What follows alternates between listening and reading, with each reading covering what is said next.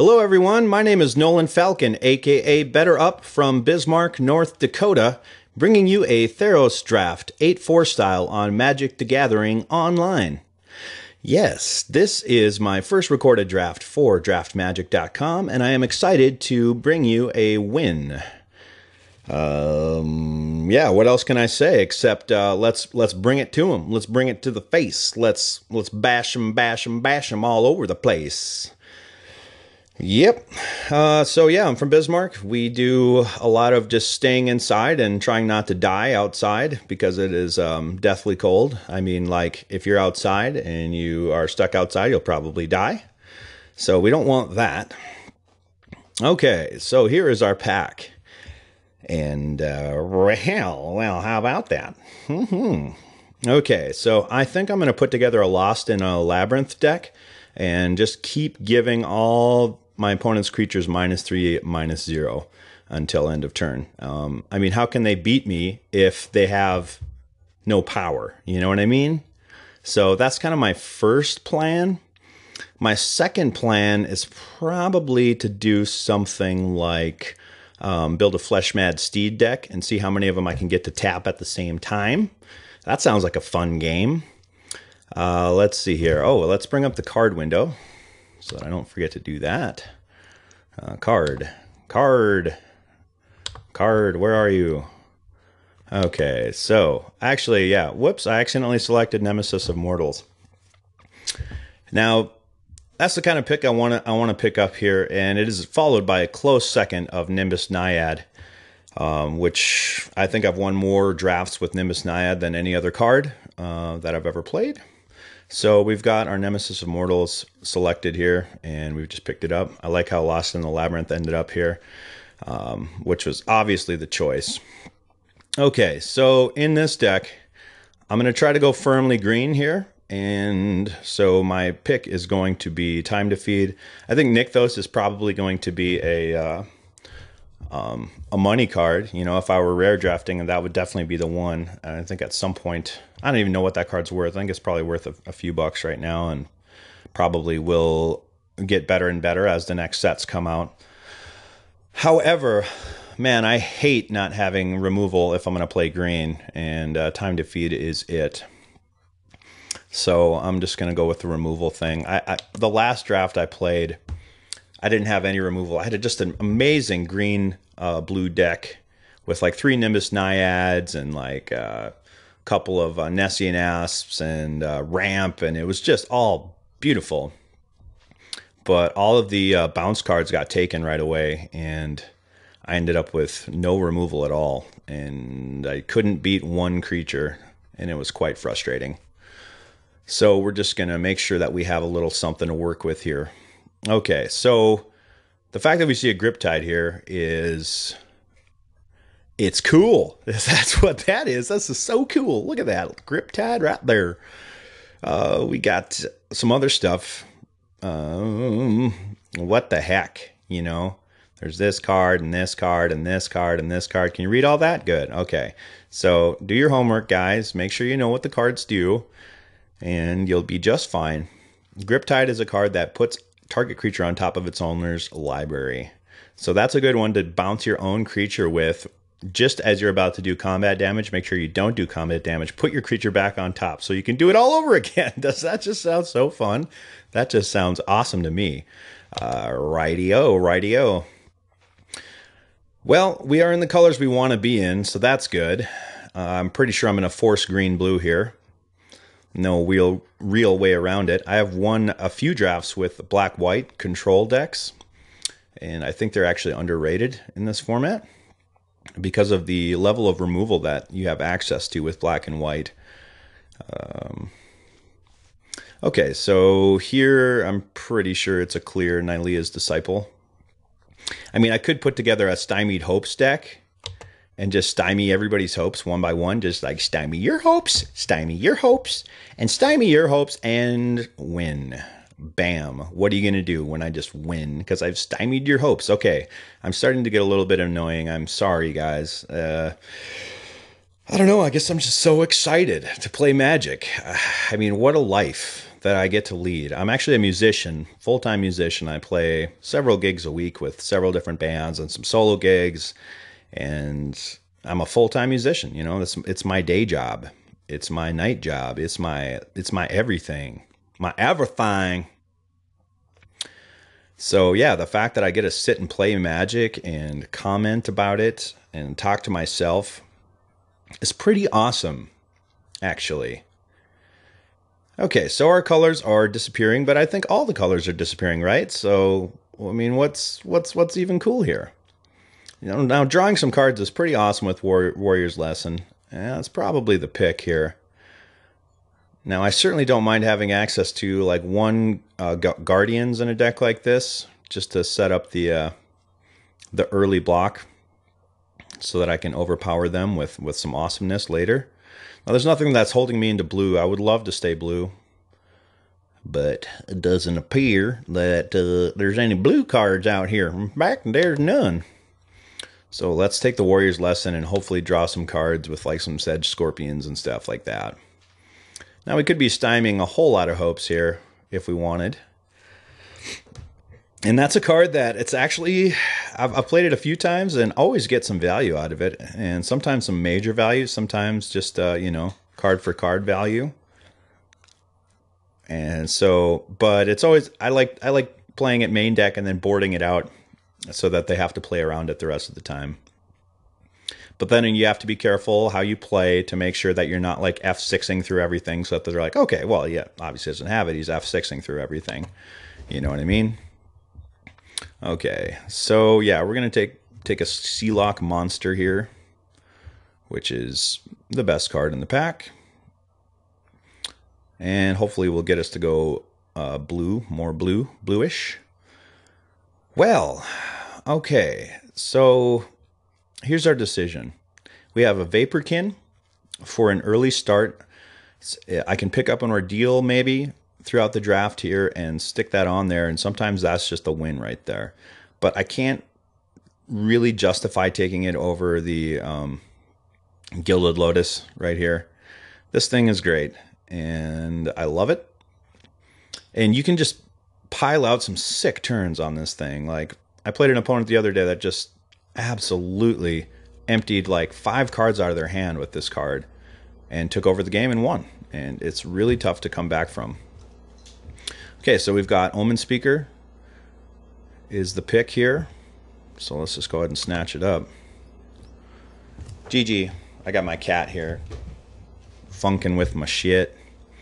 Okay, so Vaporkins are flowing. I will pick up one. I'm pretty happy about that. Okay, now to Prescient Chimera or Burnished Heart. So we haven't picked up any real accelerants yet, except for the Acolyte. So let's go by cost sort here. Prescient Chimera is nice, but I think we're going to take the Burnished Heart.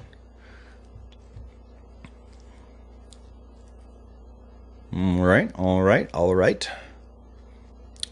Now, I really would hate to play any of these 3 first cards here in my deck, and I probably just won't, because I'm stubborn. So I could hate a Necroan Hoplite. Yeah. I don't know, maybe I should have just picked up the creature, but I'm stubborn. I could annul something, potentially. Now, this is a potentially playable card to get something like a 10/10 Nemesis of Mortals in. Okay, so let's hide white. All right, oops, sorry, I still got the chat window up. Darn it, anywho. What was I thinking? All right. Let's do one of these, kind of get our cards a little bigger for you guys. Okay, so in this pack, we've got Reverent Hunter is the card that I think I'm going to take. He's solid value. I wouldn't mind a couple of Nylea's Disciples just to make sure that I'm able to get to my later, more powerful turns. Would love to see one... well, I really want more bounce is what I want. couple more bounce cards would be wonderful. Or bestow flying guy would be wonderful too. This guy for the value for 3 is usually quite worth it. Now, this is interesting. This is interesting. I'm pretty sure I just want a crow and horse here. Although, I have some ground guys. I'm going to make that kind of annoying to get through, actually. I think he's better in a deck with heavy flyers. I mean, that's for sure. I don't have to think about that. I know that that's the truth. It's the truth of the matter, you see? However, it does stall me against a lot of decks that I need to stall because I'm hoping to be able to just go bigger than my opponent. And a crow and horse can help me get there. And when I'm finally ready to like start pounding in with several dudes, I don't really care that they're going to block with a crow and horse at that point. So that's one way to approach it. And it's certainly a card that wrecks me. Oh my god. So far, that card just destroys me. So we're going to pick it up as a potential card to play in our deck. And that sort of thing. Okay, so we see a relatively late lightning strike. There's potential we could splash for that card. There are a lot of good white cards in this pack. My goodness. Is it too late to switch to white? Well, I'm not going to wheel any of the awesome white cards, so we can get that out of our head. I feel like I just want to actually go with the safe route and pick up the unicorn, which I definitely want in my deck. And it'll allow me to splash another card if any of these cool cards wheel, which they probably won't. Ramping to turn 5 is great. Fixing my mana is great. It's definitely a card I want in my deck. It's not as strong as some of these other cards for sure, but I don't know. I'm going to try to stick with green-blue if I can right now. Alright, Voyaging Satyr or Time to Feed. Okay, so far I have 2 pieces of removal. I have Time to Feed and I have Griptide. And I would like to have at least 3. I kind of want to pick up this other Time to Feed. But Voyaging Satyr ramps me into the powerful turns. So, how lucky do I feel here? I don't really have any good 2-drops. So it appears that I need to just pick up the Voyaging Satyr. Can't I just pick both one time? You should get a pick 2 cards one time in a draft. What do you think of that? Is that just insane? Just be like, yep, I'll take these 2. And you get to do that one time in the draft. That would be kind of cool, but I don't know. Probably mess everything up. Alright, so we did get a Time to Feed. That is just freaking cool. I would love to get Nessian Courser and Nylea's Disciple. We're sticking somebody else into green pretty well here with the cards that are getting passed, but I think two Time to Feeds is perfect in this deck and stops me from getting straight stone cold killed. Alright, Curse of the Swine is still here. That's kind of funny. I've had mixed feelings about this card. There's certain decks that it just is so good against. Likely the mirror match with a bunch of big things. Just turning them all into 2/2s and then all my guys are set up to block really well is wonderful. Wouldn't mind another Omen Speaker, but the Curse is a great card to actually main deck. Okay. Moving right along here. Oh, shoot. Is this a commune deck? I really am not a fan of commune with the gods. I mean, it grabs me a creature, puts a bunch of stuff in my graveyard. I just had terrible luck with that card. I'll keep a 2-lander and have this card in my hand, and I can't even grab a land, and watching all the lands go to the graveyard just kind of hurts my feelings. So here I either want to pick up Fade Antiquity or Hate Draft Disciple of Phoenix, but I guess we'll just make sure that we have some access to removal of that sort.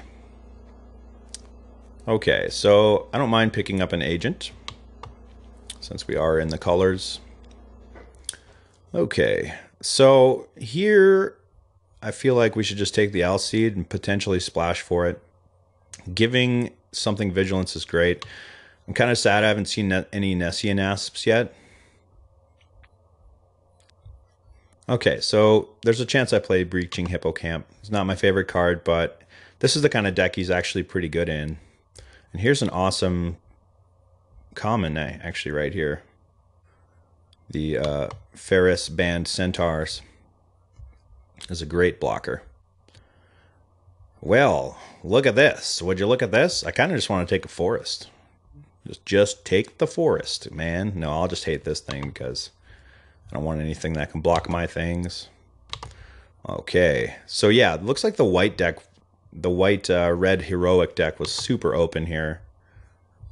I have one mini, an 8/4 with that exact combo, but it usually revolves around some sort of first pick that puts me in that direction. You know. So let's hide the stymie of the hopes. Okay, so this is the last pack. This is the last time to make it happen, to do the thing that's going to make us get in there and do the damage to the face and kick their butts and all that kind of stuff. Okay, we're hiding red. This is a very clear Nessian Asp pick, so we're going to do that thing there.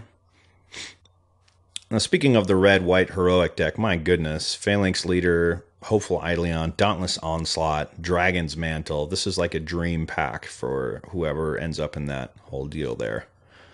So there's a chance I could just die to that deck. I have a pretty slow start here. I have to play a big dude, then I have to time to feed. Where's all my Voyage's Ends at, you guys?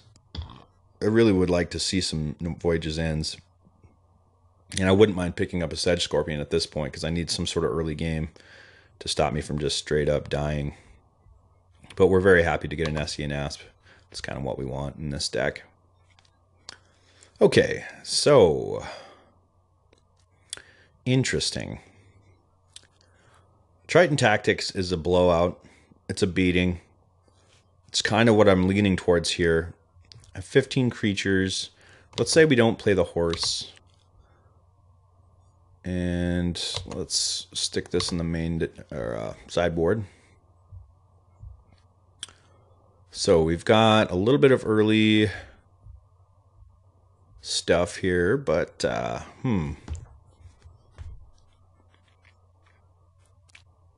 this doesn't seem like a Feral Invocation deck. I feel like I want Feral Invocation in a deck that is like green-white or something where I want a quick start. I want some quick beatings and some tricks and that sort of thing.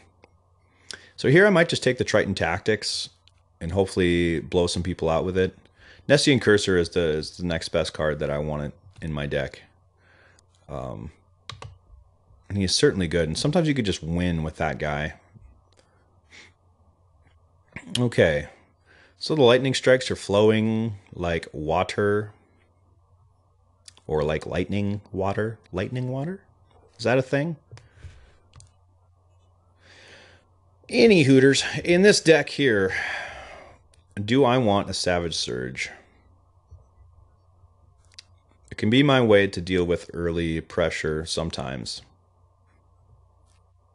I can untap a Voyaging Satyr, for example. Sometimes get a guy. 14 creatures. I'm sure I'll pick up a creature. I'll probably wheel this Centaur. I don't mind having one Savage Surge as just a combat trick. I think that's what we're going to do. And that's it for the combat tricks. I don't feel like I want many more of those in this deck. Okay, so why is the green gone? Why? Hurts my feelings. Wingsteed Rider, man. I don't know, maybe I missed a signal or a chance to switch into, would I, though? After picking up a Nemesis Immortals, and what was my other pick? Time to Feed, maybe? Or no, Griptide? I can't remember. I don't know if I want 3 Time to Feeds in my deck, but I certainly don't want any of this other crap. unless I'm going to play it in my colors, you know. 3 time defeats is pretty good if I can get them going, you know what I mean?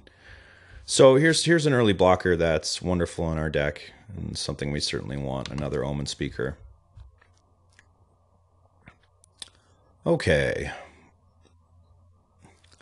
Now here's the point where we can upgrade our 2-drop here, since we don't have any way to give evasion to our guys. Prowler's Helm I think we want in our deck more than another random 3/7. Although this guy is very good. And Nylea's Presence is another way to just make sure I'm fixing my mana and up my devotion for certain things and whatnot. But again, if I play this thing early and I'm able to stabilize the board, it's actually a great way to finish things. Okay, so wow. Okay, great. Yeah, I'll take a Thassa's Emissary. Sure. Yeah, that is good. Drawing cards is wonderful. Okay. Do I take the sideboard card or potentially the Hedonist if I need to do some early trading?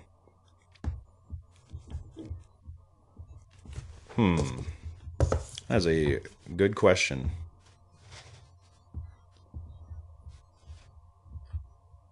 I like having a good sideboard card. I know that. I think we'll just do it. I may regret it when I just get attacked by a 2/2 and nothing I can do about it. Except, look at this. Dauntless Onslaught Wield. Like, that deck, if that deck ain't open, man, I'll tell you, I don't even know mine. You know what I'm saying? Bronze Sable, sure. My buddy Beagler will be proud of me that I picked up a Bronze Sable. He watches me draft sometimes and gives me a hard time about passing so many Bronze Sables. I think he's joking. I think so. Well, don't rage any of my stuff, would you? Don't rage my stuff. Yeah, we'll just hate a rage. We could have such an awesome Lost in the Labyrinth deck right now. There's like 500 of these things I could have in my deck right now. Mnemonic Wall for Triton Tactics, for Warrior's Lesson, for Griptide, for Time to Feed. Well, sure. Flamecast Wheel might have been a little bit better there, though. Okay, so we picked up a lot of Stymied Hopes. There's a chance that I either play them or board them in against aggressive decks just to stymie their hopes of beating me quickly. That might be... Oh, shoot. I didn't even... That mattered so little that I forgot to even pick a card. We'll hide black. Okay, so this is our deck. I don't know how I feel about it, really. I mean, we've got some beaters. We've got some beaters. We've got some ways to deal with multiple huge creatures. We've got one bounce card. Kind of makes me want to play the wall just to get Griptide back. We'll go Emissary. We'll get our Vaporkin in there. And our Omen Speakers. We have 2 Stymied Hopes. Interesting. Triton Tactics, Nessian Asp, Nemesis Immortals. Sure, probably going to play that guy. That. All 3 time defeats. Reverend Hunter. Agent.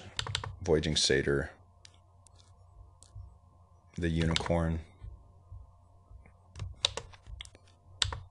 Okay, let's take a look at our curve. Sealock Monster. Curse. Well.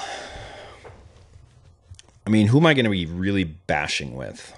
Hopefully, like a large creature with an emissary on top of it or something like that.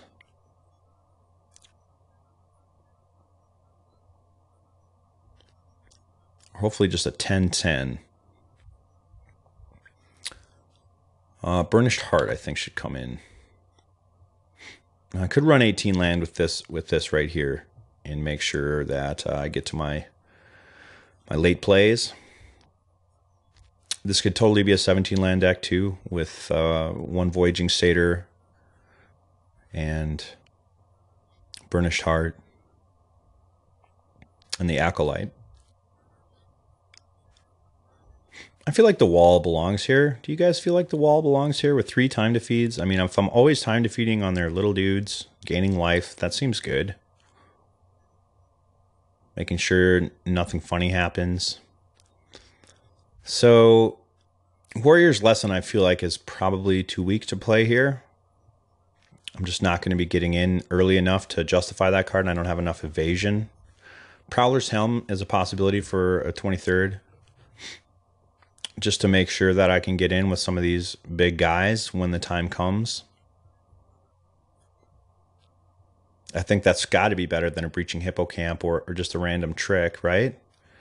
Because if I have 3 time defeats, I'm going to be feeding on them often. Killing stuff. So I shouldn't need Savage Surge as much. I could main deck a Fade to Antiquity for a 23rd. And most likely get some value out of that. I could main deck a Stymied Hopes, honestly, because of the curve. It fits the curve pretty well.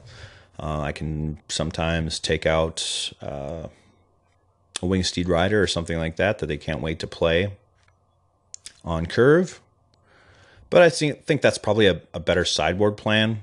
That, you know, let's just assume that we want unblockability at some point. Especially on like an Emissary or something. So the point of this deck is to not die. Hopefully not die. And take over with some big dudes that are hopefully unblockable and that sort of thing. Is there anything I'm missing here? And what am I missing? What am I missing? I'm not going to splash for the Alseed. The horse I do like.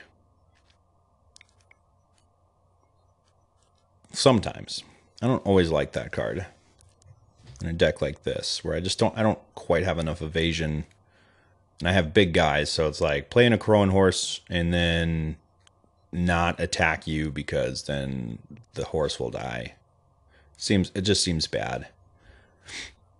It's great. It's great in actually the black-white deck that I was talking about, where you have lots of different ways to win the game. Like, what's the guy? The 1/4 that drains for 1. I can't remember the guy's name. Anyway, that guy is great with an Crowan horse out there. Just making sure that you have time to drain.